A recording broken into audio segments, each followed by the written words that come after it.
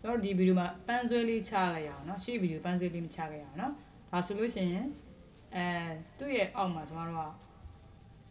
continuous ဟိုပေါ့နော် line တစ် line ရှိရမယ်နော်အဲ့ line ရှိလေးတာကြည့်အောင် line ကပြောတော့ရှိတော့ဒါက wall line နော်ဒါကျွန်တော်တို့နှစ်ပေအထဲမှာရှိနေတဲ့ wall line ကျွန်တော်တို့ခုလိုချင်တာဒီ line တိုင်း poly line တစ် line ရှိရမှာနော်ဒီ line တိုင်းရှိတာ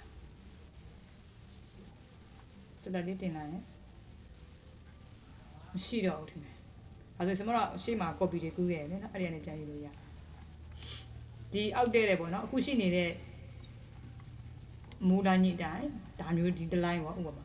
ဒါမျိုးရှိရမှာပေါ့။ဒီ line ပေါ့နော်။ဒီ line ကြီးရှိရမယ်။အဲ့ဒါရှိမှကျွန်တော်တို့ Eave projection ပတ်လို့ရမှာ။ဟာအဲ့တော့ရတယ်လေ။ဒါဆိုလို့ရှိရင်ကျွန်တော် wall line ရှိတယ် wall line ရဲ့အပြင်ဘက်ကိုနှစ်ပေပြန်ထပ်လိုက်အဲ့ line ပြန်ရမှာပဲပေါ့ဟုတ်လား။အဲ့ဒါဆိုရင်ကျွန်တော်တို့ဒါကြီးကိုလုံးလုံးအမိုးကြီးကို hide လိုက်မယ်နော်။ hide ရင် hide မ hide ချင်ရင်လည်းကျွန်တော်တို့သူ့ color လေးကိုမီးလုံးလေးပိတ်ပေးလိုက်မယ်။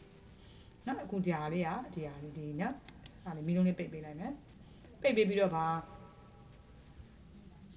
if projection လေးကိုကျွန်မကားလန့်တင်လိုက်မယ်ရပြီနော်ဒါဆိုရင်ကျွန်တော်ခုနအမိုးကို highlight ပြီ highlight ပြီဆိုတော့ကျွန်တော်တို့အခုအဲ့ဒီအမိုး line နဲ့တစ်ထပ်ထဲကျမဲ့ line ကဒီအပြင်ကိုနှစ်ပေထုတ်မဲ့ line ပေါ့ဒါက wall line လေအဲ့ဒါဆိုလို့ရှိရင် on တာနှစ်ပေပေါ့နော်ကျွန်တော်နှစ်ပေထုတ်လိုက်မယ်အပြင်ဘက်ကိုထွက်မယ် okay ဒါဆိုလို့ချင်းအခုဒီ line ကကျွန်တော်တို့ if projection ရှိမဲ့ line if line ပေါ့နော်ဒါဆိုရင်သူ့ကိုအဝါ line လေးထည့်ပါမှာပေါ့ okay ဒါဆိုရင်သူက continuous line ဖြစ်မှာဆိုတော့သူ့ကို select မှတ်မယ်ဒီမှာ dash မဟုတ်တော့ဘူးကျွန်တော်တို့ဒါကcontinuous line ဖြစ်မယ်ဟုတ်ပြီနော်အဲ့ဒါဆိုရင်ကျွန်တော်တို့ကခုနက line ပြောက်သွားတဲ့ဟာလေးကဒီမှာပြန်ခေါ်လို့ရတယ်ပေါ့နော်နှစ်ပေထုတ်လိုက်ရဒါ wall line ပေါ့နော်အဲ့ဒီရဲ့အပြင်ဘက်ကမှကျွန်တော်တို့အမိုးတွေဆွဲခဲ့ကြတာဒါဆိုရင်ကျွန်တော်တို့ကဘာလို့မလို့ဆိုရင်under tab စနဲ့ပန်းဆွဲချရမယ်နော်ပန်းဆွဲကို6လက်မှဆိုပါလို့6လက်မှ under okay အဲဆိုရင် D A B S U R F tab စနော်အဲဆိုရင်ပတ်လမ်းကြောင်းကဒီလမ်းကြောင်းပေါ့direction မေးတယ်အောက်မှာချမှာလားပေါ်မှာနော်အပေါ်မှာလားပေါ့နော်ဒီခု line ရဲ့အောက်မှာချမှာဆိုတော့ဒီ6လက်မှရဲ့ဆန့်ကျင်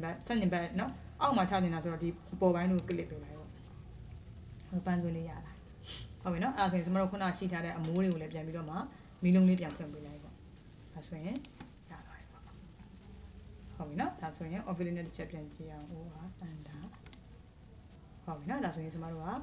ပန်းဆွဲလေးလည်းတစ်ခါလေးအခြားလေးရလေးလာပါပြီ